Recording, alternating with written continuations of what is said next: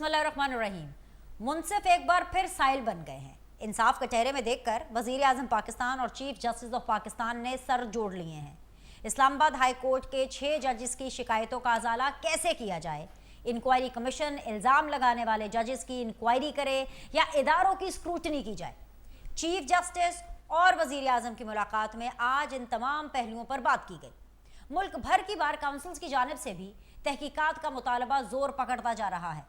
आम फहम बात यही लगती है कि अगर मामला जजेस को हरासा करने का है और इल्ज़ाम बगैर किसी ठोस शवाहिद के एजेंसीज पर लगाया जा रहा है, तो क्यों ना ये 2 बड़ों की मुलाकात 3 बड़ों की मुलाकात में बदल जाती।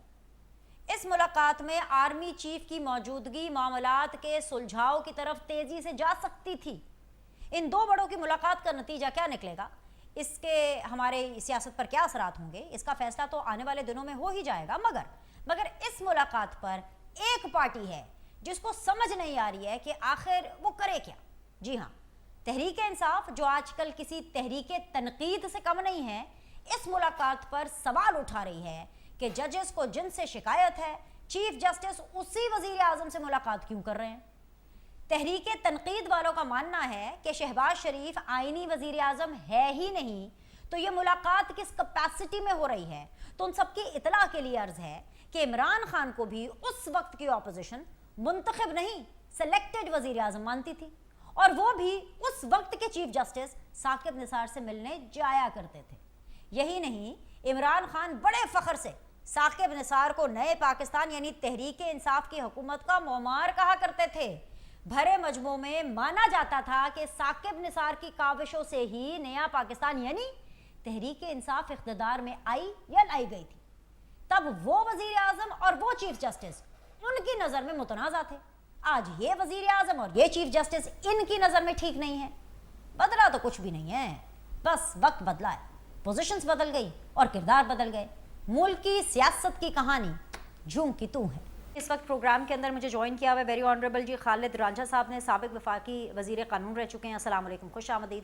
मेरे साथ बनी हुई हैं जी शाहिदा रहमानी साहिबा, रहनुमा है पाकिस्तान पीपल्स पार्टी की। मुझे ज्वाइन कर रहे हैं जी लालचंद मल्ली साहब, रहनुमा है पाकिस्तान तहरीक इंसाफ के।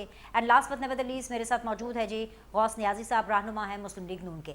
खालिद रांझा साहब, मैं आपसे एक आगाज़ करूँगी।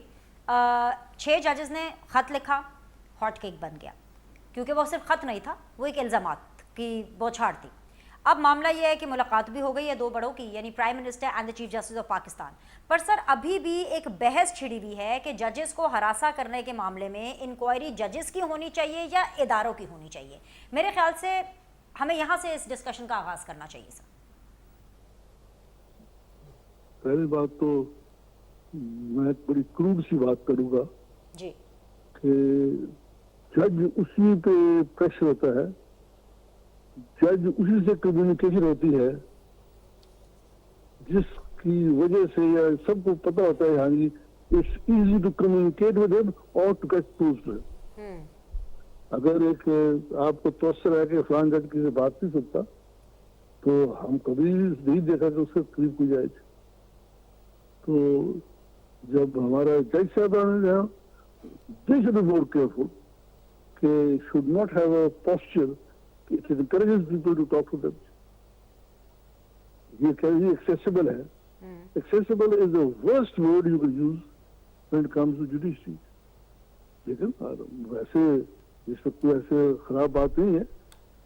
Judge is not supposed to be accessible. ये accessible जो होता है, तो फिर तमाम जो खामियां हैं आम आदमी की उसमें नजर आ जाती हैं और फिर हम पछताते हैं ये क्यों ऐसे हुआ। अगर जज साहब मुझे कोई काम कह देते हैं, आई एम अ कॉमनर, तो उसके बाद he should be prepared to receive me also when I need his help, और कम्युनिकेशन बढ़ जाती है। फिर हम दोस्त भी बन जाते हैं, और जब दोस्त बन जाते हैं तो तमाम किस्म के लवाजमात जो है वो सहने पड़ते हैं। इस केस में समझता हूँ कि जहाँ तक अदलिया का ताल्लुक है, इट शुड बी, खुद नहीं कर सकते, should be seriously organised manage होनी चाहिए, which tells us where to draw the line. और यही वजह है कि जब कोई आदमी जज बनता है तो पहली बात जो सिखाई जाती है वो ये है कि you will not communicate with any outsider and you are only liable to be heard with your advocate general or anybody else. तो राजा ऐसे साहब, राज्य में आपकी बात से तो मुझे ये लगा है, आपने बड़ी अच्छी खूबसूरत तरीके से उसको समझाया है, लेकिन मुझे ये लगा है कि आप ये कह रहे हैं कि ज़्यादा जो जिम्मेदारी है वो जजेस की बनती है और ज़्यादा अकाउंटेबिलिटी जजेस की ही होनी चाहिए। लेकिन सर एक और भी मसला है ना, यहाँ पर सिर्फ एक रूट कॉज को एड्रेस नहीं किया जाता ना। मसला ये है कि इस मामले के ऊपर दो बड़े आपस में बैठे, यानी मुल्क के चीफ एग्जीक्यूटिव प्राइम मिनिस्टर और मुल्क के जो चीफ जस्टिस हैं, वो अब आपस में बैठे। अब इसको लेकर के भी प्रॉब्लम हो रही है। पहले तो मुझे ये बताइए कि ये जो मुलाकात हुई है इसी तराजु में, जाहिर सी बात उन्होंने आज क्या पकाया ये तो डिस्कस नहीं किया होगा ना, ये डिस्कस किया होगा कि भाई ये इतने संगीन इल्ज़ाम आते हैं, क्या चल रहा है। सर क्या इसके ऊपर चीफ एग्जीक्यूटिव को और चीफ जस्टिस ऑफ पाकिस्तान को आपस में मिलना चाहिए? accessibility of the chief justice of Pakistan is also questionable, or it shouldn't be a question in this matter. इसमें मैं थोड़ा सा ऐड करूंगा जी कि अगर आप चीफ जस्टिस हैं ऑफ हाई कोर्ट और सुप्रीम कोर्ट और मैं आम जज हूँ उसी कोर्ट का, जी तो जो चीफ जस्टिस का कदर है वो ये है कि उसे इतना डरना नहीं चाहिए। He is also head of institution. Likewise हमारे जो नॉर्म्स कहते हैं कि जो जज हाई कोर्ट का, उसको गुफ्तगू नहीं करनी चाहिए एग्जीक्यूटिव के साथ except with the advocate general who is a bridge between the executive and the courts. और अगर आप कम्युनिकेट उनसे करते हैं तो देयर इज वो एक ऐसा एरिया है which protects the judge and which also communicates reasonably with the judges. तो सर राजा साहब बस आखिरी चीज़ मुझे बता दें, ये जो मल्ली साहब की पार्टी पीटीआई जो बहुत ज़्यादा तनकीद कर रही है कि जी क्यों मिले हैं आपस में, क्यों मिले हैं भाई, ये पता नहीं क्या हो रहा है आपस में। सर ये तनकीद बनती है? अगर मिलेंगे नहीं, बात नहीं होगी तो पता कैसे चलेगा कि इंक्वायरी करनी है, इन्वेस्टिगेशन करनी है? अगर if the two heads of institutions meet, ये एक रिक्वायरमेंट है। ओके और ये अगर आप इस कंप्लाई में नहीं करते, I still remember having spoken to general Musharraf कि आप आए हैं, लेकिन make sure you don't set up military court. Number two, communicate with your जजेस, yes, only through the advocate general और अटॉर्नी जनरल। ये दोनों कॉन्स्टिट्यूशन पोस्ट है, एडवोकेट जनरल और अटॉर्नी जनरल का कॉन्स्टिट्यूशन पोस्ट है। और अगर आप और दोनों का अपना अंदाज है, दोनों को पता है जी कोई सामंत कहां तक कर सकते हैं, दोनों को पता है लड़ाई कहां तक कर सकते हैं। और जब भी फटा पड़ा है बिटवीन एग्जीक्यूटिव और judiciary, it is on mail communication, and mail communication is when people who do not have the authority of advocate general और attorney general they talk to each other. Right, बहुत बहुत शुक्रिया खालिद राजा साहब अपनी valuable opinion के लिए, because एक अब हमें ज़रा शो के अंदर डायरेक्शन मिल गई है ना। मल्ली साहब मुझे नहीं पता आपने कितना सुना है राजा साहब को, उन्होंने तो खैर बड़े अच्छे तरीके से उनको समझाया है, लेकिन जो अवामी तरीका है ना उससे मैं आपको बता देती हूँ। उन्होंने कहा है कि भाई ज़्यादा जिम्मेदारी जजेस की बनती है, क्योंकि उन्होंने अपनी एक्सेसिबिलिटी क्यों शो की कि किसी ने भी इतनी जुर्रत दिखाई कि जी हम आपके साथ ये कर देंगे तो हम वो कर देंगे, नंबर वन। नंबर टू, वज़ीर आज़म शहबाज शरीफ साहब और चीफ जस्टिस ऑफ पाकिस्तान की जो मुलाकात हुई है उससे आप लोगों को बड़ी प्रॉब्लम हो रही है। अच्छा, आप इंक्वायरी भी चाहते हैं, आप ये चाहते हैं कि आप इस पूरे सिचुएशन के बेनिफिशियरी भी बने, लेकिन आप ये भी चाहते हैं कि बड़े आपस में बैठ के इसको सॉल्व करने का कोई रास्ता ना निकालें। तो राजा साहब ने जो है वो क्लियरली आपको बता दिया कि ये रिक्वायरमेंट है, ये कंपल्जन है सर, तो फिर आप तनकीद क्यों कर रहे हैं? प्रॉब्लम क्या है? देखिए जी, बहुत शुक्रिया आपने अपने शो में मुझे मदद किया है। देखिए, ये 6 जजेस ने जो लेटर लिखा है, ये पाकिस्तान की तारीख में, जुडिशल तारीख में पहली दफ़ा ऐसा हो रहा है कि 6 जजेस ने एक साथ एक कंप्लेंट की है जिसमें उनकी हरासमेंट की है, उनकी बेडरूम की वीडियोज बनने की है, उनके अजीज़ व अकारब को उठा के अगवा करके तशद्दुद करने का इल्ज़ाम है और कई और अपनी मर्जी के फैसले उठाने का इल्ज़ाम है। और उन्होंने लिखा है कि ये एग्जीक्यूटिव और मुख्तलिफ इंटेलिजेंस एजेंसीज की क्या कोई ऐसी विंग है जिसको अदालतों को कंट्रोल करने के लिए जो है वो मामूर कर दिया गया है या क्या है, इसको प्रूव करना चाहिए। या जस्टिस सिद्दीकी साहब के जो इल्जामात पहले लगे हुए हैं उनको भी उन्होंने सपोर्ट किया है कि उसका एक प्रोब होना चाहिए। ये पाकिस्तान तहरीक इंसाफ का जो स्टांस रहा है गुज़िश्ता एक साल से, इमरान खान साहब का जो स्टांस रहा है, उससे ये विंडिकेट होता है। खान साहब कहते रहे हैं इस्लामाबाद हाई कोर्ट के चीफ जस्टिस के लिए कि वो में हमारे केसेस ना सुने क्योंकि वो हमें कंप्रोमाइज नजर आते हैं। वो हमेशा ये बातें करते रहे। आपने देखा पाकिस्तान तहरीक इंसाफ जो है इस्लामाबाद हाई कोर्ट को अप्रोच करने से घबराती रही है। जिस तरह के केसेस चले हैं इमरान खान के और सजाएं सुना दी गई हैं, वो इस्लामाबाद हाई कोर्ट की नाक के नीचे हुआ है। वहाँ पे जजेस तो मुकर्रर हुए हैं स्पेशल कोर्ट के, वो भी वहीं से हुए हैं। तो लेकिन कहने का सर, मकसद है एक अगर मैं आप ही की बात मानूं कि आप जैसे इंडोर्स कर रहे हैं कि जी बिल्कुल जजेस को धमकियां दी गई और जजेस को डिक्टेट किया गया, तो सर जजेस ने धमकियां हवा में उड़ा दी हैं, उन्होंने डिक्टेशन ली नहीं है। क्योंकि सर आप लोग को रिलीफ मिला है। 9 मई का रावलपिंडी के अंदर एक भी शख्स ऐसा नहीं है जो कि 9 मई की वजह से अंदर हो। अगर इस्लामाबाद हाईकोर्ट की बात करें तो जो जो चीज़ें इमरान खान साहब ने मांगी हैं वो उनको दी गई हैं, जो जो चीज़ें बुशरा बीबी ने मांगी है वो भी दी गई हैं। तो कहने का मतलब ये है कि सर रिलीफ तो आपको मिला है। अब आप मुकम्मल कर लें बात अपनी। जी सर। अगर आप रिलीफ समझती हैं पाकिस्तान तहरीक इंसाफ के चेयरमैन इमरान खान साहब को जेल में डाल के उनको ड्यू ट्रायल या फेयर ट्रायल ना दे के उनको 14-14 साल की सजाएं दी गई हैं, आप रिलीफ समझती हैं तो बेशक समझे। उनकी बेगम है बुशरा बीबी, उनको प्रेशराइज करने के लिए उनको भी सजाएं सुनाई दी गई है, उसको आप रिलीफ समझती हैं तो बेशक समझे। सुप्रीम कोर्ट ने 9 मई के बेल सुनते हुए कहा, बल्कि वहां पे ये एडमिट हुआ कि उनके पास कोई एविडेंस है ही नहीं। एक ठीक है। सूबेदार जो है, एक कांस्टेबल, उसका वो जो है फार्मर जो प्राइम मिनिस्टर है उस पर गद्दारी के इल्जामात लगा रहे हैं। ये सुप्रीम कोर्ट ने पे हैरत का इजहार किया है। तो केसेस बनाने थे कम से कम तो इतने इस तरह के बनाते जिसकी कोई लॉजिक भी बनती हो, जिसकी कोई मोरलिटी भी बनती हो। वो ना लॉजिक है ना मोरलिटी थी, इसलिए उनको इंसाफ मिला। अब एक्सेसिबिलिटी की बात तो मैं शहाना से बिल्कुल बेहतर समझता हूँ। तहाइफ चोरी हो जाना वो तो कोई केस ही नहीं है, उसका कोई लॉजिक ही कोई नहीं बनता है ना। कोई चोरी नहीं हुआ, एक इकलौती घड़ी कोई है, पता चोरी नहीं कहाँ पर है, किसी को पता ही नहीं है, उसका कोई लॉजिक ही नहीं बनता। सही बात है सर, सही जा रहे हैं पीटीआई वाले, बिल्कुल ठीक जा रहे हैं सर। बिल्कुल। आप देखें इन जजेस को आजाद छोड़ दें, उसके बाद जो आप फर्क देखिए आपको नजर आएगा।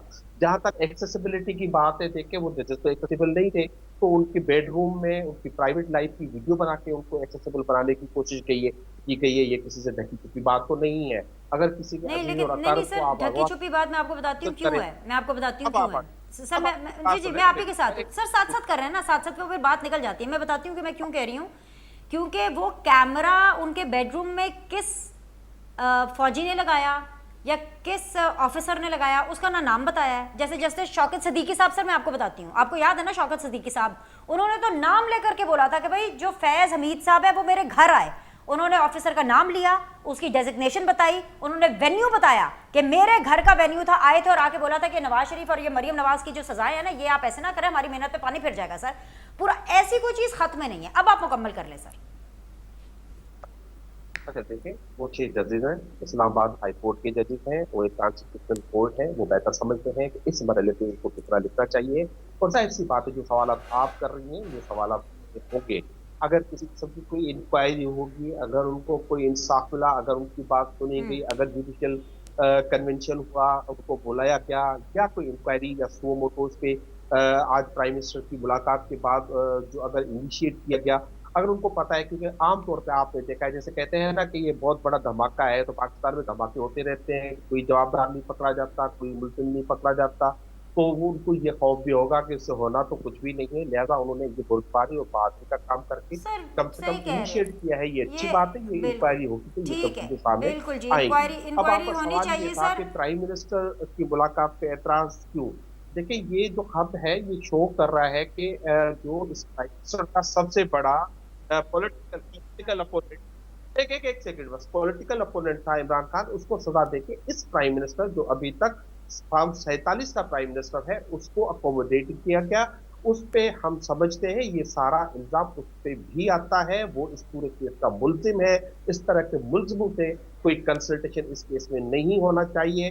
जुडिशरी एज ए होल अपना किरदार अदा करे और उन लोगों को अकाउंटेबल करे जो अपनी मर्जी के फैसले लेते रहे इमरान खान के खिलाफ, पाकिस्तान तहरीक इंसाफ के खिलाफ। बिल्कुल जी। सेनेटर गौस नियाज़ी साहब, ये यहाँ पर प्रॉब्लम हो रही है कि चीफ एग्जीक्यूटिव ने चीफ जस्टिस ऑफ पाकिस्तान से मुलाकात क्यों की। मैं तो सर ये कहूँगी कि ये मुलाकात 2 बड़ों की थी, ये 3 बड़ों की मुलाकात क्यों नहीं हुई? Why not the army chief, prime minister of Pakistan, the chief executive of Pakistan? वो अगर चीफ जस्टिस ऑफ पाकिस्तान के पास जा सकते हैं तो वो आर्मी चीफ साहब के पास पहले जाते और कहते हैं आए जी, come on board, because it is directly related to you people. उनको ऑन बोर्ड रखते और फिर डिस्कशन करते। सर देखिए जी, जहाँ तक मुलाकात का तल्लक है, आप अगर माजी में कहें तो इससे पहले शायद खाकान अब्बासी और उस वक्त के चीफ जस्टिस की मुलाकात हुई थी, और इससे पहले चीफ जस्टिस पाकिस्तान सेनेट में आए थे। तो ये मुलाकातें होनी चाहिए और मेरे ख्याल में फ्रीक्वेंटली होनी चाहिए। इसमें कोई ईगो या ना नहीं होना चाहिए कि फलां इदारे से बड़ा है फलां छोटा है। देखो, मिल बैठ के मसाइल का हल निकालना है। अब एक ऐसा मसला सुप्रीम कोर्ट के सामने आ गया जो काबिल तशवीश है सबके लिए, तो ज़ाहिर है कई चीज़ें ऐसी हैं कि वहाँ नहीं की जा सकती। कोई मसाइल ऐसे होंगे, किसने धमकाया है, किसने किया है, कोई नाम होंगे, किसी का जो होगा। तो ये अच्छे तरीके से एक मसले का हल निकालने का हो सकता है। आदमी जो प्राइम मिनिस्टर जो है वो ज़्यादा उस पर, अगर आदमी चीफ से भी बात करे इस मसले पे, अगर उनके कोई सिक्योरिटी इदारे मुलवस हैं तो उनको फिर, क्योंकि चीफ एग्जीक्यूटिव वो चीफ जस्टिस जो है वो ज़ाहिर है तो फिर चीफ एग्जीक्यूटिव से बात करेगा ना, बजाय आर्मी चीफ से बात करने के। तो टेक्निकली तो उन्होंने बिल्कुल ठीक है, वो चीफ मिनिस्टर वो चीफ वज़ीर आज़म से मिले और ज़ाहिर है इसका कोई ना कोई हल निकलेगा। तो अच्छे तरीके से अगर हल निकले, बजाय इसके कि महादाराई शुरू हो जाएगी कि उसने खत लिखा तो क्यों लिखा, तो ये लिखना नहीं चाहिए था। तो इससे इसका मतलब ये है कि इससे पहले जो फैसले होते रहे वो भी अंडर प्रेशर होते रहे। तो ये एक अच्छी चीज़ है। खत को भी सामने नहीं आना चाहिए था, पता नहीं क्यों आया, किसने लिख दिया। ऐसे मसाइल जो हैं वो मिल बैठ के और फिर हल करने चाहिए, और मेरे ख्याल में अगर कोई अच्छा हल निकल आएगा उसमें, तो उस पर कोई तशवीश की बात नहीं होनी चाहिए। उस पर कि 3 की क्यों नहीं मुलाकात, तो ज़ाहिर है अगर तीसरी की जरूरत पड़ेगी तो तीसरी, जब जो टेक्निकली तो वज़ीर आज़म के अंडर है ना आर्मी चीफ, तो वो उनसे बात कर सकता है कि ये मसाइल हैं हमारी ठीक है, अदलिया के जो चीफ जस्टिस ये चीज़ उन्होंने बताई है, तो उसका हल निकालेंगे। तो ये प्रॉपर तरीका है। देखते हैं कि क्या खैर की खबर मिलती है। ठीक है जी, पीएमएलएन का तो मौक़िफ़ आ गया, पीपल्स पार्टी की तरफ बढ़ती हूँ। शाहिदा रहमानी साहब, वे फॉरवर्ड क्या है? जजेस को शिकायत अगर इदारों से हैं तो क्या ये जो बैठक आज हुई है 2 के बजाय क्या 3 बड़ों की होती तो बेहतर ना होता? सर बहुत शुक्रिया बिनिश। मैं समझती हूँ कि जो सुप्रीम जुडिशल काउंसिल में खत लिखा गया है, सुप्रीम जुडिशल काउंसिल तो वैसे भी जजेस के इंटरनल जो मामलात होते हैं, उनके इंटरनल जो उनके एलिगेशन होते हैं, उसके हवाले से हमेशा होता है। अगर किसी एजेंसी ने या किसी इदारे ने आप पे थ्रेट किया है या इस तरीके से आपको धमकी दी है, तो वो बेशक चीफ ऑफ आर्मी स्टाफ के पास लेटर जाना चाहिए था, प्राइम मिनिस्टर ऑफ पाकिस्तान के पास लेटर जाना चाहिए था।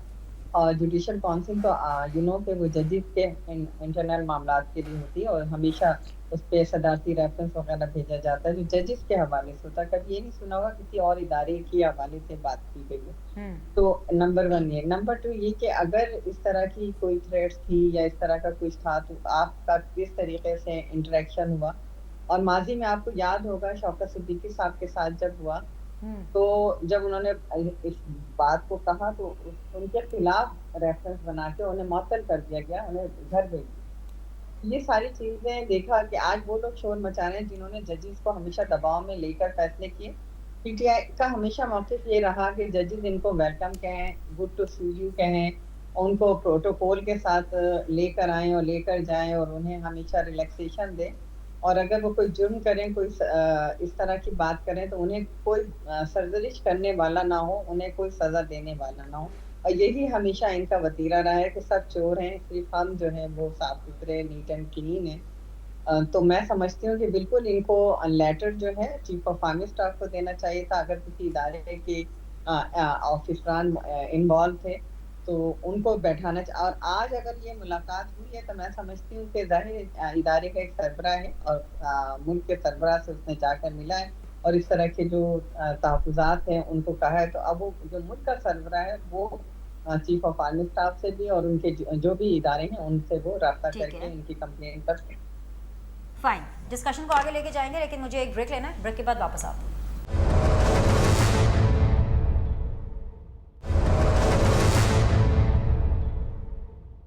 ब्रेक के बाद जी आप लोग को खुशामदीद कहते हैं। शाहिदा रहमानी, लालचंद मल्ली और सेनेटर गौस न्याजी साहब मेरे साथ मौजूद हैं।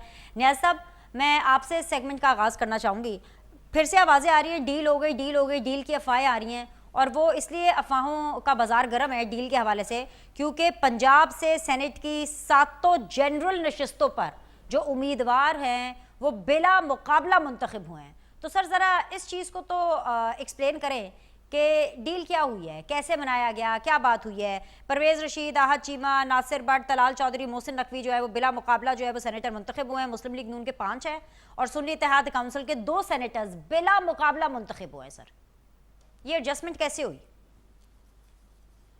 जी, इसमें देखो, ये मेरे ख्याल में दोनों सियासी पार्टी ने मेजोरिटी का सबूत दिया है। और टेक्निकली देखा जाए तो मुस्लिम लीग नून की जनरल सीट कुल 7 हैं, उसमें 5 बनती थी, तो 5 और 2 पीटीआई की थी। जी अब ये है कि एक खबरें ये भी आ रही थी कि जी पीटीआई भी कुफार विभाग बन रहा है, और बड़ी खबरें जोरों शोर से चल रही थी। तो उन्होंने मेरे ख्याल में पीटीआई ने बड़ी बुर्दबारी का सबूत दिया है और कहा कि हमारे चूंकि 2 उम्मीदवार बनते हैं, हमारे 2 कैंडिडेट बनते हैं सेनेटर, हमारी जो सेंटर कितनी है तकरीबन 100 के करीब है, तो एक के लिए तकरीबन वो 50 से 52 चाहिए, तो उनके 2 ही बने। तो बजाय इसके कि उसके 4 करें और फिर इलेक्शन हो, फिर उनके कुछ वोट जो हैं वो ज़ाया हो जाएं, तो उन्होंने मेरे ख्याल में समझदारी का मुजाहरा किया है। और ये आफर मुस्लिम लीग नून ने की थी उनको। राणा साहब ने भी उनको ये कहा था कि 5 हमारी पड़े, 2 हम बनते, तो अपने उम्मीदवार 5 हम रखें और बाकी विद्रा कर लेते हैं, आपके जो उम्मीदवार है तो वो भी विद्रा कर लें। तो मेरे ख्याल में म्यूचुअल कंसेंसस एक फैसला हो गया, तो उसमें डील चील कोई नहीं है ऐसी। तो ये डील नहीं इसको कह सकते, इसको समझदारी का नाम देना चाहिए। समझदारी। डील तो ये वाह वाह वाह, जी वाह सब, वाह। हाँ जी, मल्ली ताकि साहब, उस पर ज्यादा ये जो समझदारी जो न्याजी साहब जिसको कह रहे हैं ना, इतना खूबसूरत न्याजी साहब, ये पूरा शो आपने लफ्ज़ इस्तेमाल करके अपने नाम कर लिया। ये जो समझदारी है ना, ये मल्ली साहब आप लोगों में कभी कभी नज़र आती है। मतलब जैसे कि अफवाहों का बाजार गर्म हो कि जी फॉरवर्ड ब्लॉक बन रहा है पीटीआई के अंदर, और वहीं से चंद दिनों के बाद खबर आए कि नहीं नहीं जी फॉरवर्ड ब्लॉक तो पता नहीं बन रहा है कि नहीं बन रहा, लेकिन जी सुन्नी इत्तेहाद वालों के 2 सेनेटर्स आ गए सेनेट के अंदर। तो सर ये समझदारी का मुजाहरा कभी कभी करते हैं आप लोग, अच्छी बात कर दी आपने, क्या ख्याल है? जी विनीश, देखें, पाकिस्तान तहरीक इंसाफ समझती है कि उनको इतनी ही सीटें मिलनी चाहिए जितना उसका हक है। जैसे सेनेट की 2 सीटें अगर बनती थी जनरल सीटें तो उनको मिली हैं, इसी तरह ही वो मखसूस सीटों का चाहती हैं। हम दूसरी पार्टियों की तरह किसी का मैंडेट चोरी करने पे यकीन नहीं रखते। ना मखसूस सीटों में ना फॉर्म 47 या 45 या वाट एवर जो भी हो उससे तो इसको आप कोई भी नाम दे सकती हैं, बेशक आप उनको दें। डील तो नवाज शरीफ ने की है, आपको देखें। इसमें मोहसिन नकवी साहब जो ना PMLN के सेनेटर हैं ना इनके सेनेटर हैं, कई और से आए हैं, किसी डील के तहत उन्होंने उनको सेनेट में जो है इलेक्ट करवा दिया है। वो आज़ाद भी होंगे, PMLN के भी नहीं होंगे, इनके वजीर भी होंगे, उनके ताल्लुकात कहाँ हैं कहाँ नहीं है सबको पता है। तो डील कौन कर रहा है और कौन नहीं कर रहा, तो ये सबको उसका मालूम है। जहाँ तक इससे पहले आप बात कर रही थी कि 3 बड़े बैठे हैं या 4 बड़े बैठ हैं, देखें विनीश, ये कोई पंचायत नहीं लगानी है, यहाँ पे कोई जरगा नहीं होना है। सिंपल एक कानूनी मसला है, जुडिशरी का मसला है। जुडिशरी आजाद है क्या? बाकी जो बड़ों का आप नाम ले रहे हैं, कभी उन्होंने जजेस को अपने मीटिंग्स पे आके बुलाया है या प्राइम मिनिस्टर को आके वो कहते हैं कि हमारे जो है आप आके इस मीटिंग में नहीं बुलाते? उनके अपना वो इदारा है, वो अपनी मीटिंग्स करता है, अपने फैसले करता है। लिहाजा जुडिशरी क्या है? जिस मुल्क में कानून ना हो, जिस मुल्क में कानून की फामी ना हो, वो मुल्क वो मुआशरे तबाह वो बर्बाद हो जाते हैं। पूरा पाकिस्तान में अब बाकी देखिए, बार काउंसिल ने मुतालबा किया है ना, Islamabad supreme court bar council ने किया है कि 3 जजेस का आप एक पैनल बना ले, वो इसको जो है प्रोब कर ले कि जजेस सही है या सर नहीं है, इनके प्रोब पे इल्जामात तो ठीक किसी है को कोई मसला है। नहीं, और ये आप अगर बिल्कुल ठीक कह रहे हैं, प्रोब होना चाहिए। लेकिन सर बात ये है कि अगर इदारों के ऊपर शिकायत है, उंगलियां इदारों पर उठ रही हैं, तो सर उनको भी तो इसका हिस्सा बनाना चाहिए ना, उनसे भी पूछताछ होनी चाहिए कि नहीं होनी चाहिए कि बस ऐसे ही बस खुद ही कर लें सारा कुछ? प्रोब में यही होगा, प्रोब में यही होगा, उनसे पूछा जाएगा कि आपको ये शिकायत कहाँ से है, आप पे कौन से बंदे अगवा किए गए, आपके कौन से कमरे से कैमरा निकले, आपका शक किस पे जाता है किस पे नहीं जाता, वो उनको अप्रूव करेंगे, उनको क्विज करेंगे, तो चीजें ऑटोमेटिक सामने आ जाएंगी। और आजकल तो आपको पता है सुप्रीम कोर्ट तो जबरदस्त काम कर रहा है।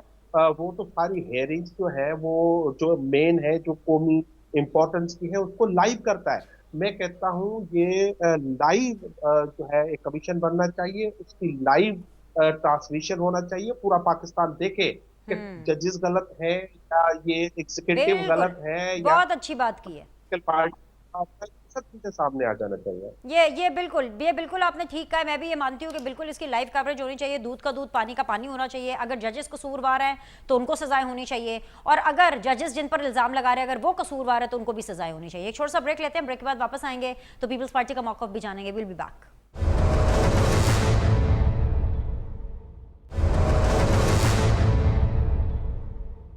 ब्रेक के बाद जी आप लोग को खुशामदीद कहते हैं। सेनेटर गौस नियाज़ी साहब, लालचंद मल्ली साहब और शाहिदा रहमानी मेरे साथ मौजूद है। शाहिदा रहमानी साहिबा, ये जो सेनेट के इलेक्शंस आ गए हैं और इनको देख करके लग रहा है जिस तरह से पूरे तरीके से ऑलमोस्ट पता है कि कौन कौन सेनेटर बन रहा है। एटलीस्ट पंजाब का तो बिल्कुल कंफर्म हो गया, बलूचिस्तान से भी खबरें आ रही हैं कि वहाँ पे भी बिला मुकाबला बनाया जाएगा। तो मुझे तो ये लग रहा है कि पाकिस्तान में पॉलिटिकल स्टेबिलिटी की एक राह हमवार हो गई है, क्योंकि इससे पहले मुझे नहीं याद पड़ता कि मैंने अपने होश में कोई सेनेट इलेक्शंस देखे हों और उसमें कोई मंडियां ना लगी हों, उसमें कोई खरीदो फरोख्त ना हुई हो, उसमें कोई बार्गेन ना हुई हो, उसमें जो है पैसों का इस्तेमाल ना चला हो। लेकिन अब मुझे लग रहा है कि पॉलिटिकल स्टेबिलिटी कहीं ना कहीं आ गई है, क्योंकि अब एक सेट फॉर्मेट के साथ पता चल गया जी ये सेनेटर्स पंजाब से आ रहे हैं और आने वाले दिनों में पता चल जाएगा ये सेनेटर्स बलूचिस्तान से आ रहे हैं। तो पॉलिटिकल स्टेबिलिटी तो आ गई ना। विनीश, वेरी ट्रू, आपने बिल्कुल सही बात की कि ये पॉलिटिकल स्टेबिलिटी भी है, विजडम भी है कि तमाम सियासी जमातें हॉर्स ट्रेडिंग को रोकने के लिए इस तरह के इकदाम करें। और आपको याद होगा ये फर्स्ट टाइम नहीं हुआ। 2011 में जब पाकिस्तान पीपल्स पार्टी की हुकूमत थी उस वक्त भी सदर आसिफ अली जरदारी साहब ने तमाम पॉलिटिकल जमातों के साथ रिकंसिलेशन के बाद, मुशावरत के बाद उन्होंने इस तरह अपने कैंडिडेट जो है अनअपोज लेकर आए थे ताकि हॉर्स ट्रेडिंग को रोका जाए। जिस तरह भी इल्जाम लग रहा था कि पंजाब में हॉर्स ट्रेडिंग हो रही है और बहुत ज्यादा सुन्नी इत्तेहाद के लोगों को तोड़ा जा रहा है, लेकिन अब वो चीज खत्म हो गई, इल्जाम की सियासत भी खत्म हुई, उसने भी दम तोड़ दिया। और जिसके जो अदद थे, काश के मल्ली साहब को उस वक्त भी याद आता जब सेनेट में इलेक्शन थे और 63 वाले को आपने देखा कि 36 और 48 पे लाके उनको हराया गया। तो उस वक्त भी तमाम पॉलिटिकल जमातों के वोट का एहतराम किया जाता। उस टाइम इस तरह की हॉर्स ट्रेडिंग ना होती। जब 2018 की हुकूमत बन रही थी उस वक्त भी इस तरह से जोड़ तोड़ करके हुकूमतें बनाएगी। लेकिन मैं समझती हूँ कि जब जमहूरियत चलती है और तमाम पॉलिटिकल जमातें सियासी दानिशमंदी के साथ, सियासी बसीरत के साथ काम करती, तो फिर इस तरह के फैसले किए जाते हैं। तो ये माजी में पीटीआई के दौरे हुकूमत में इन चीजों का फुकदान था। जो मेजॉरिटी में होते थे उनको हरा के कहा जाता था कि जी हमारी ताकत है और हमने ये तो हम जमहूरियत का हुस्न है। उस वक्त ये कहा जाता था, आपको याद होगा सेनेट चेयरमैन का इलेक्शन, सेनेट का इलेक्शन इस तरीके से हुआ। तो हमेशा तमाम पॉलिटिकल जमातों के जो मैंडेट है उसका एहतराम करना चाहिए। राइट। नियाज़ी साहब, सेनेट के इंतखाबात को देखते हुए जिस तरीके से वो वहाँ पे जो तैयारियां चल रही हैं, पॉलिटिकल स्टेबिलिटी लगता है आ गई है। लेकिन फिर मैं जब नज़र दौड़ाती हूँ नेशनल असेंबली पे तो मुझे लगता है कि वहाँ पे पॉलिटिकल स्टेबिलिटी नहीं आई है, और मुझे लग रहा है कि आने वाले दिनों में कोई चांस भी नहीं है, क्योंकि मामला ठन गया है। हुकूमत और पीटीआई में जो है वो 36 का आंकड़ा एक दफ़ा फिर से दोबारा सर उठा रहा है, और वो इसलिए है कि जो कौमी असेंबली में कायदे हिज़्ब इख्तलाफ कौन होगा। आप क्यों नहीं दे रहे हैं उनको अपोजिशन लीडर का ओहदा? हुकूमत मान क्यों नहीं रही है?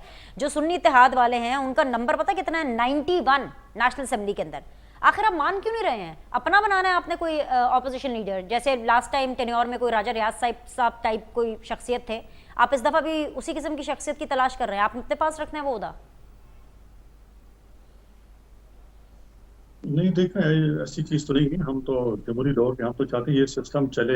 हाँ। अब कोई ना कोई कहीं अवाम होगा, कोई कानूनी पहलू होगा जिसकी वजह से लेट हो रहा है। तो वैसे तो कानून तो असूल ये होता है कि जब इलेक्शन होता है तो जो ज्यादा वोट लेता है वो वज़ीर आज़म होता है, जो उससे कम लेता है वो पोजीशन लीडर होता है। लेकिन इसमें कुछ टेक्निकल वजूहत होगी जिसकी वजह से लेट हो रहा है, और इसको लेट नहीं होना चाहिए। मैं तो ये कहूँगा कि जल्दी होना चाहिए। तो पहले मेरे ख्याल में उनके ख्याल था सदका असद को बनाने के बाद भी शायद उन्होंने कहा कि जी नहीं, ये उमर अयूब होंगे, तो कई ऐसे मसाइल चल रहे थे। अब उसमें ये होता है कि साइन करके देने होते हैं हाँ मेम्बरान ने कि जी ये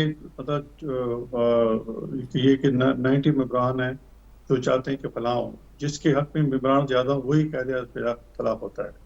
हमारे पोजीशन लीडर जब थे शहबाज शरीफ साहब, तो सब मेम्बरान ने साइन किए थे, बाकी साथी पार्टी ने साइन किए थे, और जब मेजॉरिटी हो गई थी तो उनको फिर उन्होंने मुकर्रर कर दिया था। अब भी शायद कोई इन्होंने सिग्नेचर करके नहीं दिए होंगे। ये नहीं होता कि नाम लिख के दे दीजिए कि आप करें, हमेशा वो टेक्निकली प्रूव करना होता है।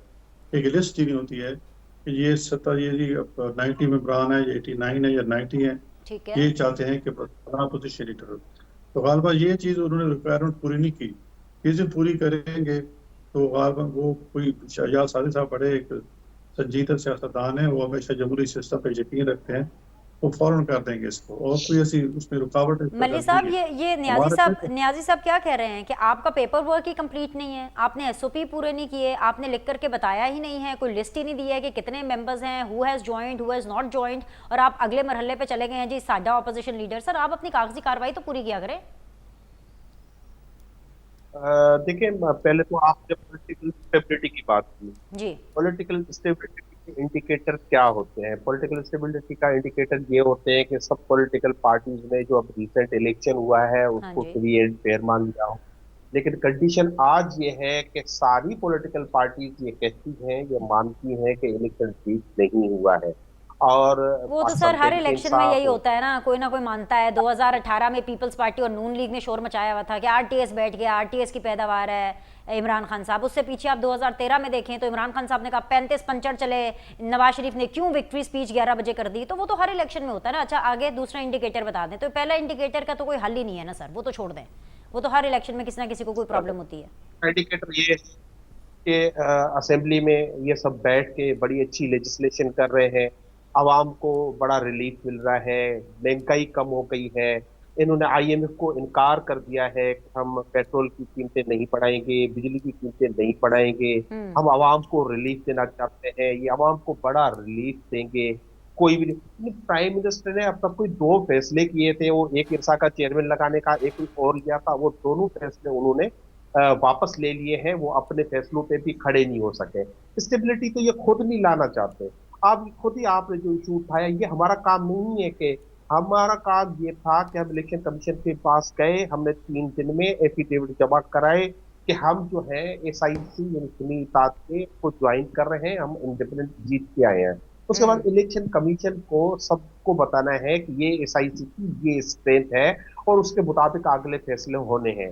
और ये स्पीकर साहब को भी इलेक्शन कमीशन से लेना है कि किस पार्टी के, बाकी पार्टियों का नंबर उन्होंने लिख के नहीं दिया। एसआईसी का नंबर भी तो ये इलेक्शन कमीशन को ही लिख कर देना है। लेकिन क्योंकि इलेक्शन कमीशन को डर है, क्योंकि इन पॉलिटिकल पार्टीज को डर है कि एक दफा ये कहेंगे कि ये अपोजिशन लीडर का मामला नहीं है, उनको पता है आज तो कल अपोजिशन लीडर तो एसआईसी का बनेगा, पाकिस्तान तहरीक इंसाफ का बनेगा। इनको डर है कि अगर हम मान लेंगे कि ये सुन्नी इत्तेहाद के मेंबरान है तो फिर सवाल होगा तो सुन्नी इत्तेहाद के इतने मेंबरान हैं और अगर एक पॉलिटिकल पार्टी में वो मौजूद है तो इनको आपने मखसूस नशिस्तें क्यों नहीं दी हैं। तो ये बड़े टेक्निकल मसाइल हैं। ये बुनियादी तौर पर सेनेट सीटें खाना चाहते हैं, ये हमारी रिजर्व सीटें खा गए हैं, ये हमारे 80 सीटें चोरी करके, इनका तो खुद एक तो मोरल ग्राउंड ही नहीं है। तो स्टेबिलिटी का ये पीपल्स पार्टी वालों आप लोग क्यों खाना चाहते हैं इनकी सीटें, मुझे इनका जवाब दें ब्रेक के बाद।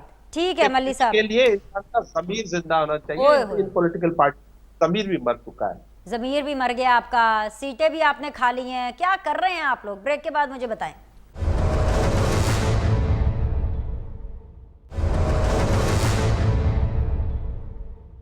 ब्रेक के बाद जी आप लोग को खुशामदीद कहते हैं। फाइनल राउंड ऑफ डिस्कशन है। शाहिदा रहमानी साहिबा, क्या हुआ आप लोगों के ज़मीर को? कब जागेंगे आपके ज़मीर? यहाँ जजेस के ज़मीर जाग गए हैं, हर एक का ज़मीर जाग रहा है, सिर्फ आपके ज़मीर नहीं जाग रहे। ऊपर से आप इनकी सीटें खा रहे हैं। क्यों नहीं दे रहे इनको आप ऑपोजिशन लीडर? दे दे भाई, गल मुकाओ। देखिए दिनेश, ना तो हमारे जमीर सोए हुए हैं, अल्हम्दुलिल्लाह सबके जमीर जागे हुए हैं, और ना ही हमने इनकी सीटें खाई हैं। सीटें इनके अपने गलत फैसले, गलत डिसीजन खुद बाद में ये एडमिट करते हैं कि जी हमसे गलती हो गई कि हम सुन्नी इत्तेहाद में चले गए। आपको तो हमने ऑफर की थी कि जी पीपल्स पार्टी एक बड़ी जमात है, आ जाएं, इसके अंदर शामिल हो जाएं, इतने आजाद हैं, तो आपको सीटें भी मिल जाती। अब आप रोना रो रहे हैं, गलतियां आप खुद करते हैं, गलती पे गलती हर हमेशा फिर बाद में जाकर एतराफ करते हैं। अब बार बार फॉर्म 45 47 कहते हैं। इनके अपने प्रेसिडेंट सदर आरिफ अलवी साहब जो थे, साबिक सदर थे, उन्होंने क्या कहा कि जो जिसको मैंडेट मिला है उसे तस्लीम करके आगे बढ़ना चाहिए, मुल्क को तरक्की की जानिब लेके जाना चाहिए। मैं नहीं कह रही, आरिफ अलवी साहब कह रहे हैं। तो ये सभी तमाम पॉलिटिकल जमातें इस वक्त ये कह रही हैं, चाहे जो इख्तिदार में है, चाहे PMLN हो, पाकिस्तान पीपल्स पार्टी, के आए मिलकर हम पाकिस्तान को इस माशी बहरान से निकालें। हम IMF में जाना चाहते हैं, नहीं जाना चाहते, उनकी शराइत अगर मान रहे तो आज उन्हीं गलतियों का खुमियाजा भुगत रहे हैं जो इन्होंने की थी कि IMF से मुआहदा भी किया, IMF के बाद लेट भी गए। जब लेट कर गए तो फिर उनकी तमाम शराइत मान ली, और शराइत मानने के बाद फिर उनसे रूगर्दानी की, उस वादा खिलाफी की, जिसकी सजा आज तक पूरी कौम भुगत रही है। तो वो भी इनकी गलती थी, ये भी इनकी गलती थी। इनसे किसने कहा था कि उस पार्टी में जाएं जो कि पार्लियामेंट में जिसका वजूद नहीं। हम नहीं कह रहे, ये आपको अदालत से, आपकी अपनी अदालतों से ये फैसला मिल रहा है, जो पेशावर हाई कोर्ट हमेशा आपको फेवर देती रही, लेकिन ये वहां के फैसले हैं। फिर आप खुद कहते हैं कि हमसे ये गलती हो गई, फिर आप दूसरी तमाम पॉलिटिकल जमातों को मौत इल्जाम ठहराते हैं। Not good. आप अपनी गलती को तस्लीम करें, आपकी अपनी गलतियां हैं जिसका आज आपको मुआवजा भुगत रहे हैं। जी मलिक साहब जरा रिस्पॉन्ड कर दें वेरी क्विकली। गलती आपकी है सर, खैर आप मानेंगे तो नहीं अपनी गलती, लेकिन जवाब तो मैंने कहा फिर भी आप दे दें। उन्होंने डायरेक्टली आपको मुखातिब करके कहा, आपने उनका ज़मीर जगाया था तो उनका जाग गया, वो जवाब दें उनको। फिर मैं सिर्फ इतना कहना चाहूंगा, ज़बान खल्क को नकारा खुदा समझो। पाकिस्तान की आवाम ने वोट दिया है इमरान खान को, इमरान खान के नजरिए को, इनको मुस्तरद कर दिया है। ये मुस्तरद शुदा लोग हैं, ये मुस्तरद शुदा हुकूमत है। ये किसी सूरत कायम नहीं रह सकती, क्योंकि इनका रहने के लिए ना अखलाकी ना कोई कानूनी जवाब है। और ये इंसानों के बुनियादी हकूक इन्होंने बातिल किए हुए हैं। ये तो हम इस्लामाबाद में जलसा करते हैं तो ये उससे भी डरते हैं और हमें परमिशन नहीं देते, हमें अदालतों से परमिशन लेना चाहती हैं पड़ती है। ये भुट्टो की जियाली है, मुझे पता है, लेकिन इनको भी आवाज उठाना चाहिए कि पाकिस्तान में जो भी सियासी पार्टी अगर अपनी स्ट्रेंथ शो करना चाहती है, अपना पुरअमन एहतजाज करना चाहती है, तो उनको इजाजत होना चाहिए। कराची से लेके कश्मीर तक यही हाल है, इस्लामाबाद से लाहौर तक यही हाल है। पाकिस्तान के कारकुन निकलते हैं, उनको निकलने नहीं दिया जाता, एक झंडा लगाने नहीं दिया जाता। ये खुद को बड़ी जमहूरी पार्टियां कहते हैं। आखिर इनकी जमहूरियत का जो यानी है, सबसे ज्यादा जो आजाद लोग हैं वो अभी तक सबसे ज्यादा मजलूम है। ठीक है, मुझे ये समझ नहीं आती सर, प्रोग्राम का वक्त खत्म हो गया। Point is taken sir, point is taken जी। बहुत बहुत शुक्रिया मेहमानों का। इंशाल्लाह ताला आप लोगों से मंडे को मुलाकात करेंगे। अल्लाह हाफिज।